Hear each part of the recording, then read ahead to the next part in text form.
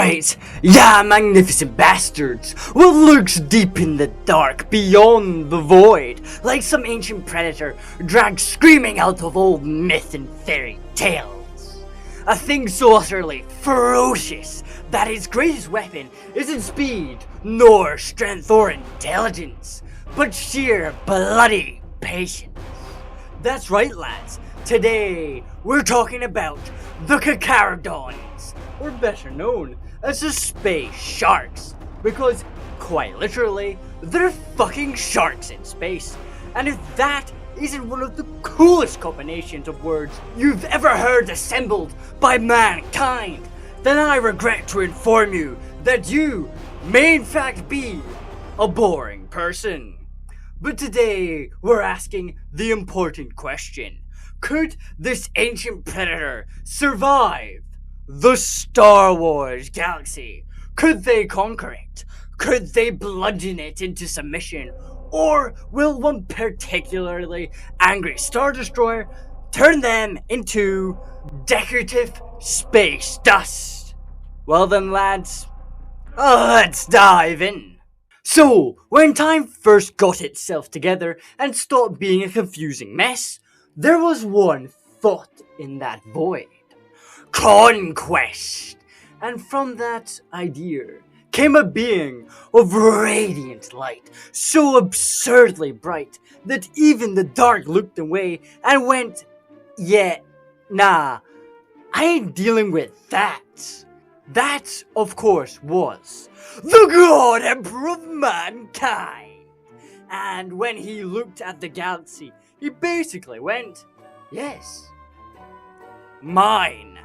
Like the most aggressive golden sly Cooper to ever exist. Now, because you can't conquer the galaxy alone unless you're writing fanfiction, he created Primarchs, 20 demigod children made from his genetic donations after what could only be described as questionable Eldar diplomacy and a very expensive lab accident in a jar.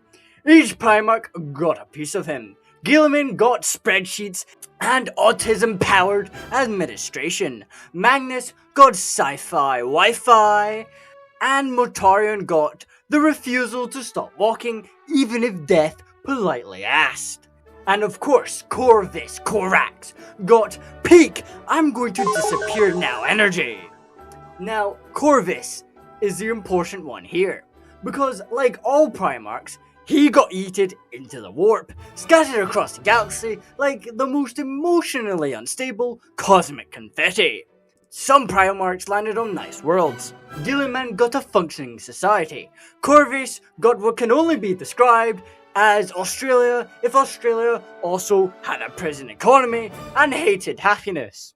So Australia. He basically led a slave uprising, nuked the problem from orbit because subtlety is for people with patience, and eventually took control of the world. Later, during the Great Crusade, he and the Raven Guard got absolutely mauled during the Ispan V betrayal. Reduced to a shadow of their former strength, but still had a stubbornest refusal to die properly. Now here's where the Space Sharks come in. They're believed to be Raven Guard successors, but nothing is confirmed because 40k lore documents is basically just a drunk servitor throwing files into a furnace. Some theories say they've descended from exiled Raven Guard Terran-born Astartes. Corvus didn't like the look of them, didn't trust them, or just quietly resigned them to the void, so he didn't have to deal with them. And out in the darkness, these Void exiled Marines didn't just survive, they adapted. Their gene seed degraded, mutated, and was potentially supplemented with whatever was available, including traitor gene seed stocks when necessary, because in the deep space, you don't get picky, you get practical. Over time, that isolation turned them into something else. Possibly still Raven Guard, possibly something worse, possibly a mixture of half-forgotten legions stitched together by necessity, violence, and sheer imperial negligence. And that's the problem with the space sharks. No one knows what the fuck they are. And in Warhammer 40k, that usually means they are far worse than whatever we can imagine. Now, the space sharks themselves are a nomadic space marine chapter, meaning they do not have a homeworld, and frankly, they do not need one. Much like actual sharks, they drift through the void as apex predators, striking threats to the Imperium long before anyone else even realizes something is wrong. If there's trouble on the edge of Imperial space, chances are the space sharks have already bitten it, dissected it, and quickly left the scene like nothing happened. They are extremely pragmatic in everything they do. Their armor is deliberately plain, stripped of most ornamentation, which makes them look less like heroic super soldiers and more like something that crawled out of the dark ocean of space to ruin your tired day. And because they are so isolated from the wider Imperium, especially after the Great Rift, they still operate with a lot of older war gear, including relics from the Horus Heresy, like Mark V and Mark IV power armor. When your chapter supply chain is basically hope and violence, you tend to make things last. They are also forced to extreme self-sufficiency. Their ships, their weapons, and their equipment are all maintained internally, often with methods that the Adeptus Mechanicus collectively whispers that that's tech heresy, while quietly taking notes. This constant isolation and improvisation has basically turned them into roaming void scavengers who will absolutely strip a battlefield of parts if it keeps them killing one more day. Now, recruitment is where things get properly unhinged. The Carcharodons use a process called the Red Tithe, where they descend on a world, usually on the fringes of Imperial space, and take what they need. Sometimes that's from prison populations, sometimes from survivors of whatever disaster is currently happening, and sometimes it's just who's ever left standing. It's less a recruitment process and more galactic shark feeding frenzy with paperwork. And yes, prisoners are often used, which sounds like a disaster waiting to happen, but the space sharks don't really do rebellion properly.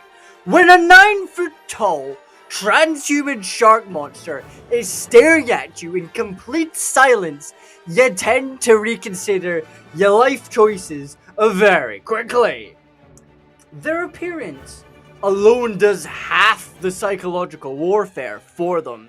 Grey skin, black eyes, and a general aura of this thing has definitely eaten something that screams.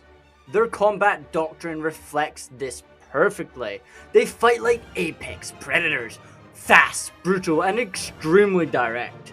If there's water nearby, congratulations! You are now fighting them on the preferred battlefield, and your survival chances have dropped to strategically decorative.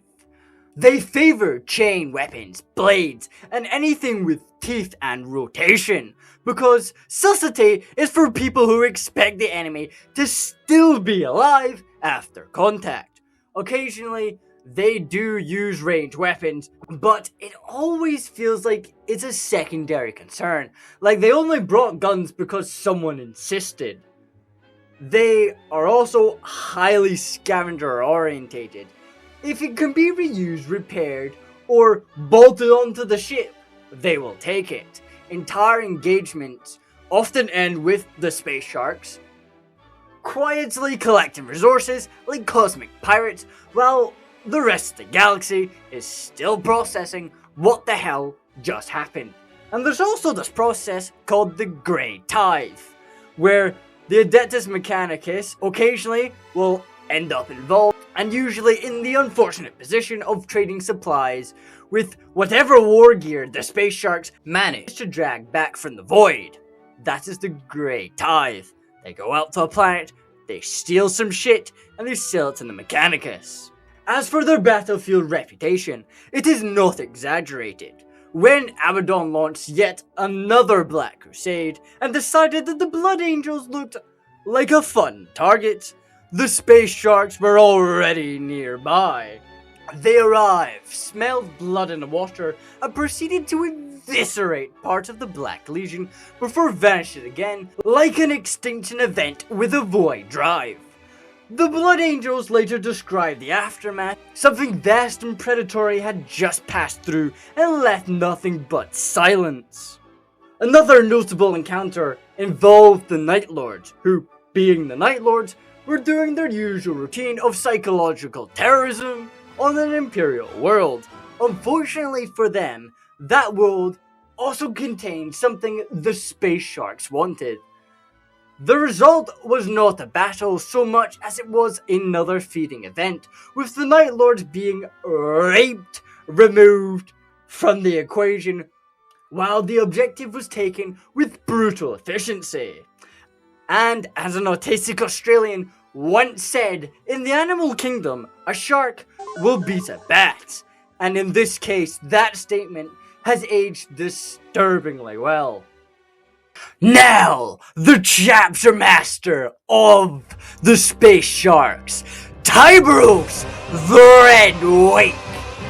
We need to talk about the single greatest character in all of 40k. And if you think I'm wrong, you're objectively incorrect and possibly require immediate emotional rehabilitation. Tyberos is a fucking monster, a 12-foot tall walking catastrophe in fucking Terminator armor, which is already ridiculous because normal space marines are basically walking tanks, and this guy looked at that concept and said, not enough. I'll even pop a comparison on screen so you understand just how unfair this man is to everyone else in this bloody galaxy. Because he's not just tall, he is dense. This is not a man, this is a problem given legs. Looks at a dreadnought, a giant walking war coffin piloted by dead heroes, and goes, yeah, I square up, and he fucking wins against dreadnoughts. Somehow the galaxy hasn't told him no yet. You might think he's slow. You would be wrong, because while the rest of the space sharks are great whites, Tyberos is a fucking megalodon that learned how to hate. He is possibly one of the most dangerous space marines to ever exist in 40k, and yes, I am biased, because also yes, I'm correct, so cope accordingly. His armor is also debated in the Mechanicus Reddit. Some say it's custom built, others say it's literally just fucking dreadnought plate reforged around him, like someone tried to armor a fucking freight train and gave up halfway through. And its sole existence is to contain whatever the hell Tyberos is. His weapons are not weapons. Tyberos is the weapon. But if we pretend otherwise, he carries an insane hybrid monstrosity of power fist fused with chain blades and lightning claws. Like someone threw every melee weapon in the Imperium into a blender and said, you know what? Yes, that one. It's the kind of loadout that makes every other space marine quite literally take a step back and reconsider their life choices. Now his feats. One of my favorite feats involves Tyranids. The space sharks are engaging a hive fleet. It is already going badly, as they always do when the Tyranids show up, and a boarding pod slams into their flagship. And what happens next is not a defense, it's not even a counterattack, it's a bloody massacre. Tyberos arrives on scene, proceeds to look at said pod full of Tyranids, and goes, ah, yes, fun times. He proceeds to just charge through the 4 Tyranids standing there, ripping them to shreds with his massive bulk. He just goes through the Tyranids. He then goes into the pod and proceeds to become a literal blender of fear and hatred to such a point that the Tyranids that are spawning inside the pod as he's killing them just can't comprehend and just kill themselves. They just can't take it. That's one of my favorite moments. Because Tyberos is always first into the fight. Always. If there is violence happening anywhere near him, he's already there. And if it isn't there yet, well, violence is politely waiting. Now, before we go any further into documentation and math and whatever else I'm about to ruin your day with, what the fuck do you mean there's a fucking megalodon on your ship? Not one, possibly a family, on a capital ship named the Necroma. Now, listen very fucking carefully, because I've been trying to process this information like a rational adult, and I have failed repeatedly. On the bridge of the ship, there is glass, and behind that glass, there is a tank. A massive, obscene, galactic defiant tank filled with black void water. And inside it is a fucking megalodon, a space fucking megalodon, an ancient colossal shark older than the Imperium itself, possibly older than the frickin' Necrons, just chilling there, existing. Apparently, there are more of them too, like some kind of underwater petting zoo run by freaking psychopaths. Why? Why is it there? Who proved this? How big is this freaking ship? How did you catch it? Why is it not eating everything immediately? And most importantly, why is this not the only thing everyone is talking about? I've been looking at forums, I've been looking at fucking Reddit, I've been looking at literally everything. There's barely any information. Why? Why is there a megalodon on your ship, Tyberos? Why is it just sitting there? Why, Tyberos? Because if that thing ever got loose in Star Wars, in one of their oceans, like, let's say, Kamino, Mon Cala, anything like that, just cancel the bloody planet. The planet's over. It's over. There's no negotiating. There's just freaking feeding time. I have no further rational thoughts. Right, lads. That's everything you need to know about the space shark so far. Now it's time for the part everyone secretly hates, but everyone also watches anyway. Mass, beauty, terrifying maths. Because we need to figure out exactly what the hell the space sharks are bringing into the Star Wars galaxy.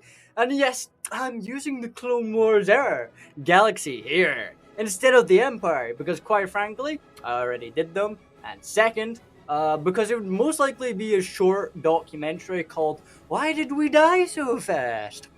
And I want this to be a little bit more entertaining than that. So, let's start with manpower.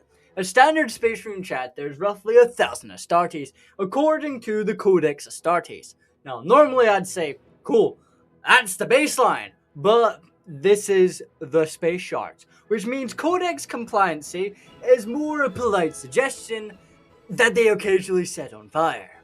Because they are nomadic, constantly fighting Tyranid hive fleets, and generally existing in the category of galaxy-wide emergency response predator, their numbers fluctuate. At any given time, a realistic estimate, which I'm putting them at, would be, personally, around about 2,000 active space marines, with a larger pool potentially being in stasis, recovery, or simply not currently awake, because the chapter operates in cycles of full deployment versus hibernation. The space sharks hibernate. In other words, they don't always run at full strength. They wake up when something important needs to be eaten. Now their ships.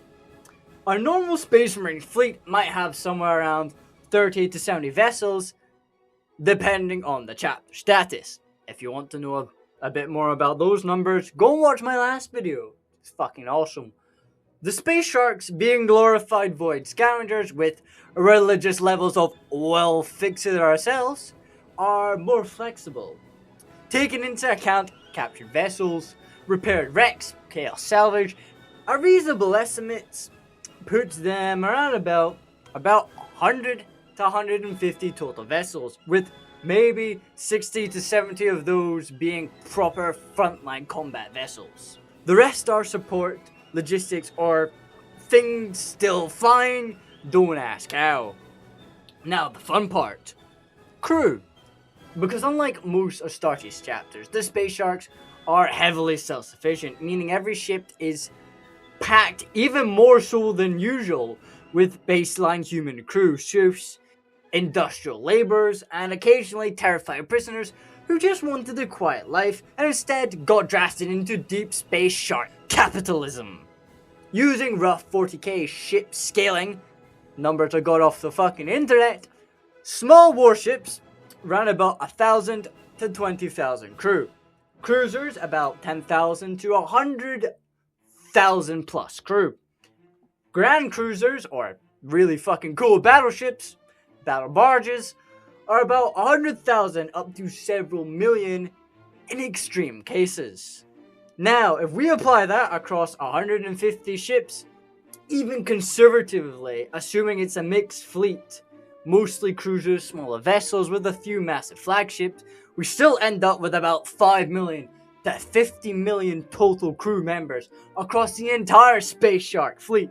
This includes humans, serfs, support staff, and everyone currently regretting their career choices. So, when we combine everything, that's 2,000 active space marines, 150 ships, and possibly about 15 million total fleet personnel. What the Space Sharks actually represent is not so much chapter as it is self-contained Roman extinction fleet with teeth attached. And that's before we even start talking about what happened when they smell something worth hunting. Now, let's talk about the Star Wars Galaxy. Now, it's only fair we give the Star Wars Galaxy its turn, because compared to 40k, this place is basically a holiday resort with occasional war crimes. Specifically, we're looking at the Clone Wars era, where the Galactic Republic is held together by paperwork, optimism, and a concerning amount of Jedi overconfidence. The Galactic Republic is a bloated bureaucratic machine spanning roughly a million worlds, run by the Senate that functions about as efficiently as a drunk servo skull, and protected by the Jedi Order, space wizards in fancy robes who claim to maintain the peace while somehow failing to notice the entire government is being emotionally manipulated by a bald man in a hoodie. Their army, just millions of clone troopers grown from Jango Fett's genetic templates, because nothing says defensive strategy like mass producing one of the galaxy's most terrifying bounty hunters and handing them over to space monks with laser swords. Early war, they're backed up by planetary militaries and rush conscripts, meaning one planet may have elite clone commandos, and the next one over gets Dave, age 43, with a blaster and unresolved fear issues. By the end of the war though, it's full industrial output, ships, clones, and war machines being printed out like the galaxy's speedrunning collapse. The peak Republic military looks something a little like this. Around 6 million clone troopers, roughly 10,000 Jedi generals, over 3,000 capital ships, and somewhere in the region of 7 million naval personnel. Roughly 30,000 starfighters, depending on how you count losses, replacements, and that one guy who definitely crashed on purpose. That gives us total active forces round about 13 million to 14 million personnel across the entire Republic war machine. I have a video on the Republic versus 40k, go watch that for even more precise numbers. Which, to be fair, does sound impressive, until you remember, this is a galaxy where entire planets can be sterilized because someone said the wrong sentence in the wrong way in the wrong senator hearing. And then there's the Separatists, because of course there are. A trillion droid army held together by corporate greed, bad decisions, about approximately one functioning brain cell held collectively. Led by Count Dooku, who actually knows what the fuck he's doing, General Grievous, a coughing metal murder bicycle who alternates between being terrifying and needing urgent medical attention. But the real punchline of the Clone Wars, none of it is real, none of it matters, because sitting at the center of it all is Palpatine, playing both sides like a galactic chess grandmaster with unlimited turns, infinite patience, and a smile that says, "I've already won, I'm just waiting for you all to die." So yes, this is the Republic. Massive, structured, organized, and completely unaware it's been speedrunning its own downfall from day one. Now then, let's throw something with teeth into this carefully balanced disaster. On the edge of known space, near a quiet Republic colony close to Endor, something old drifts into the galaxy. It's the second year of the Clone Wars, just before the whole thing tips into the third year, and the Republic Navy is doing what it always does, barely holding itself together. A medium patrol fleet sits in orbit. A few Venators, a resupply station, nothing major. Just routine outer rim logistics before they move on to the next endless siege. Then the void opens. The space sharks arrive. No warning, no parlay, no dramatic announcement. Just massive void ships materializing, like something out of a nightmare that learned how to use a hyperdrive. And immediately, they do what sharks do best. They start hunting. The first Venator barely has time to register contact before it gets ripped apart in a coordinated volleyed strike. The second tries to reposition, pivot to bring guns to bear, and discovers the problem with fighting the space sharks. They approach at angles you didn't really think of. Boarding pods slam into the hull plating. Silence breaks into screaming alarms. Republic crews are suddenly very aware that whatever doctrines they were trained for did not include angry transhuman sharks boarding your entire ship at once. Within minutes, both Venators are crippled, boarded, and being systematically erased from the inside out. Down on the colony below, things get somehow much worse, because this is where the red tide begins. For Tyberos and the space sharks, this is not a war zone, this is a bloody feeding ground. And for once, the galaxy has given them something rare. An opportunity.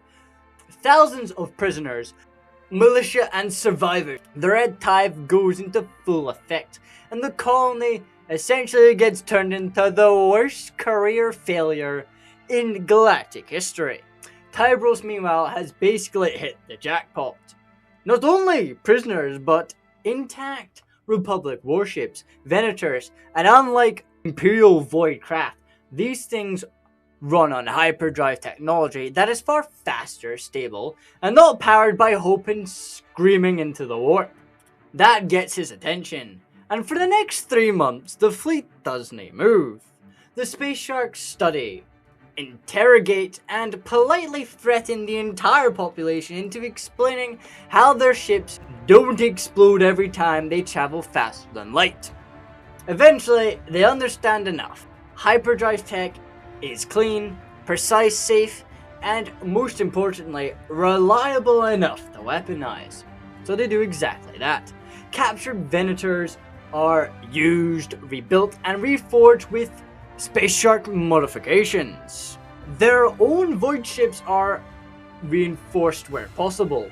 New fighters are integrated. Entire logistic chains are absorbed like scavenging bone matter in a feeding cycle. Tyberos cannot use these smaller vessels himself. He is, unfortunately, too physically large for anything that doesn't resemble a moving fortress. But his warriors and mortal crew absolutely can. And suddenly the space sharks have something they never truly had before. Mobilization that actually makes sense. From that point onward, the galaxy changes. They begin hitting and running across Republic space, striking supply lines, vanishing before response fleets arrive. The Republic doesn't even fully understand what they are fighting, just as something shows up, cuts holes into the logistic network, and then just freaking leaves. Then they encounter the Separatists, and this is where things split. The Space Sharks don't care about politics, they only care about one thing: efficiency of prey. The CIS, however, use artificial intelligence in mass, and that is unacceptable. So while the Republic is mostly ignored or occasionally raided for resources, the Separatists become the primary target. What follows is not so much a war as it is a cycle of predation. Entire sectors begin going dark, supply routes vanish, droid factories fall silent and broken. CAS commanders begin reporting sightings of a grey fleet moving along the edge. Some ships never return. Some distress calls end mid-sentence. And the ones that do survive start telling stories. Stories of ships that don't engage in battle, they hunt. Warriors who board vessels and don't fight like soldiers, but like something older, deeper, and far more patient. Tyberos himself becomes a name whispered across multiple fronts. Tanks are destroyed, war engines are torn apart. Even Astartes Ventress is eventually killed in a brutal engagement that the CIS refuses to officially acknowledge because it sounds too embarrassing to be real. General Grievous is eventually redirected to deal with them, and even he's struggling because you can't officially counter a fleet that has no homeworld, no fixed base, and no predictable supply chains. Space Sharks simply don't stay still long enough to be cornered. Grievous is forced to juggle the Republic war effort, CIS logistics, and now Space Sharks eating his entire strategy layer by layer. There is one major engagement where General Grievous nearly loses everything. Tyberos boards his command vessel, and what follows is essentially chaos.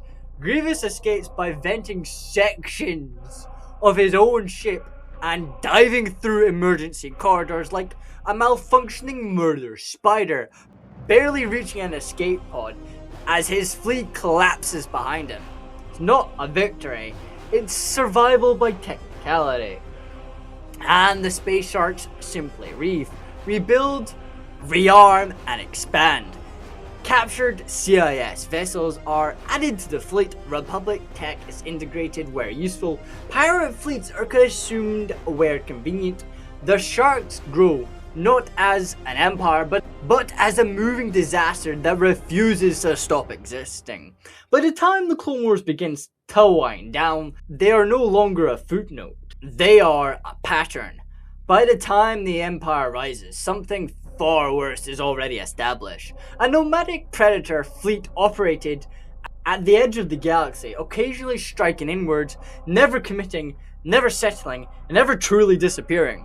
Some Empire records estimate their numbers at over 10,000 Astartes at peak expansion, though no one agrees because no one ever gets a consistent census from something that lives in constant motion. They will never control the galaxy. They don't need to, because they will outlive it. They will outlive the Republic. They will outlive the Separatists. They will outlive the Empire.